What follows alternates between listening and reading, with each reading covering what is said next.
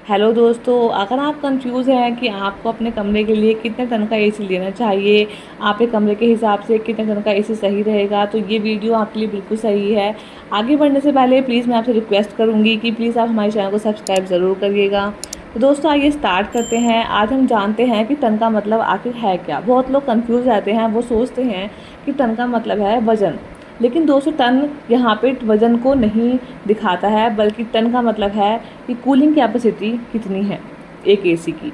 तो एक एसी जो 1 टन का एसी है, उसका मतलब है कि वो एसी 12,000 BTU यानी कि ब्रिटिश थर्मल यूनिट प्रति घंटा हीट हटा सकता है। और जो 1.5 टन का एसी है वो 18,000 BTU, और जो 2 टन का एसी है वो 24,000 BTU तक की प्रति घंटा हीट हटा सकता है।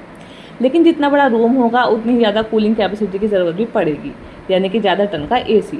लेकिन अगर टन ज़्यादा हो गया तो उससे आपके एसी का जो बिजली का बिल आएगा वो बहुत ज़्यादा आएगा, और जो आपका एसी है वो बार बार ऑन ऑफ भी होगा, इससे उसकी लाइफ भी कम होगी। तो यहाँ पे हमें यही प्रॉब्लम होती है कि हम क्या चूज़ करें, हमारे रूम के हिसाब से क्या सही रहेगा। दोस्तों अगर आपका रूम 90 से 120 स्क्वायर फीट के बीच में आता है, या इतने 90 से 120 स्क्वायर फीट का है, तो आपके लिए 1 टन का एसी बिल्कुल सही रहेगा।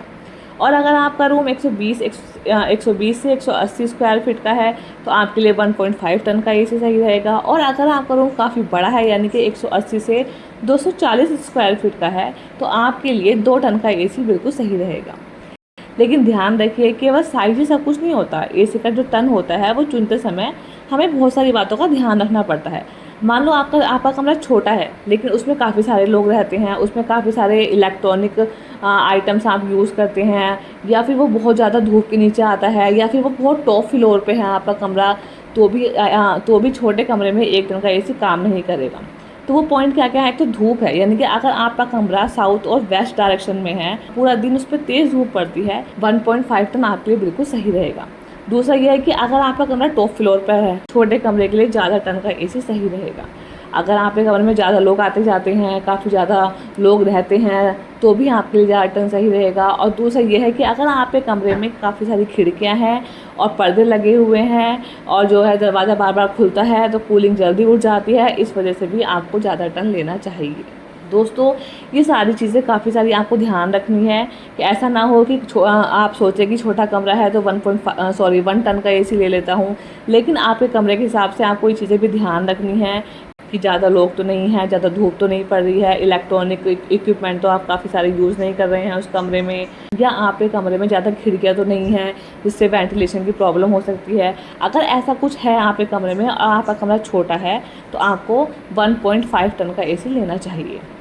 तो दोस्तों प्लीज़ अगर आपको वीडियो मेरी अच्छी लगी हो और आपको थोड़ा समझ में आया हो कि आपको कैसे एसी का टन चूज़ करना है, तो प्लीज़ आप हमारे चैनल को सब्सक्राइब ज़रूर करें, और हमारी वीडियो को लाइक करना ना भूलें, और अपने दोस्तों के साथ शेयर करें। और अगर आप ऋषिकेश या उसके आसपास के हरिद्वार, देहरादून या किसी भी आसपास के एरिया से बिलोंग करते हैं, और आपके एसी, फ्रिज, वॉशिंग मशीन या गीजर या कूलर में कोई भी प्रॉब्लम आ रही है, तो आप हमारे नंबर पर कॉल कर सकते हैं। हमारे नंबर डिस्क्रिप्शन बॉक्स में दिए गए हैं, आप हमें वहाँ से कॉल कर सकते हैं। या आपका नया घर बन रहा है, आपको वहाँ पे एसी पाइपिंग करानी है और अच्छी क्वालिटी से करानी है, तो आप हमें कॉल ज़रूर करिएगा। हमारे नंबर डिस्क्रिप्शन बॉक्स पे दिए गए हैं। Thank you so much.